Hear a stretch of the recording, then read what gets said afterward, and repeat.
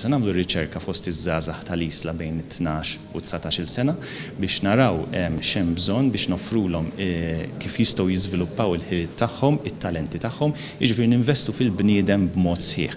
U hawnhekk qegħdin naraw li hemm bżonnijiet partikolari fl-Isla u allura proprju bdejna dan il-proġett minn din il-parroċċa.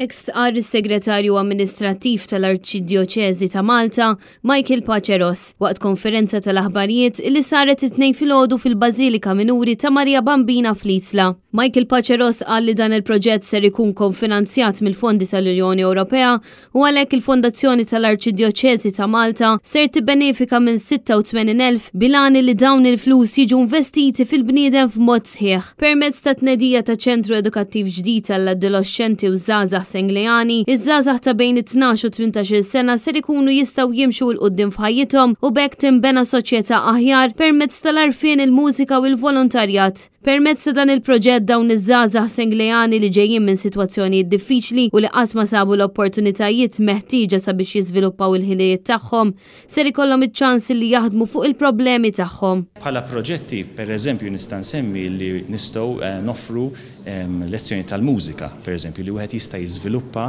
it-talent mużikali tiegħu. Oħrajn jista' jkollhom xi sena. Allura nejnu il-żgħażagħ jiżviluppaw snajja differenti li jistgħu jkunu utli għal ħajja tagħhom għall-futur. Jiġifieri l-iskop huwa wieħed soċjali biex nejnu l-bniedem b'mod sħiħ biex jiżviluppa ruħu għaliex forsi fil-familja mhux dejjem forsi kellu dak il-possibilità jew dak iċ-ċans wara parroċċa qiegħda toffri permezz ta' din il-fondazzjoni dan iċ-ċans liż-żgħażagħ tal-Isla. Preżenti għal din il-konferenza tal-aħbarijiet kien hemm ukoll iċ-Chairperson tal-Fondazzjoni Opri Soċjali tal-Arċidjoċeżi Albert De Bono u l-Arċipriet tal-Isla Dun Robin Camilleri.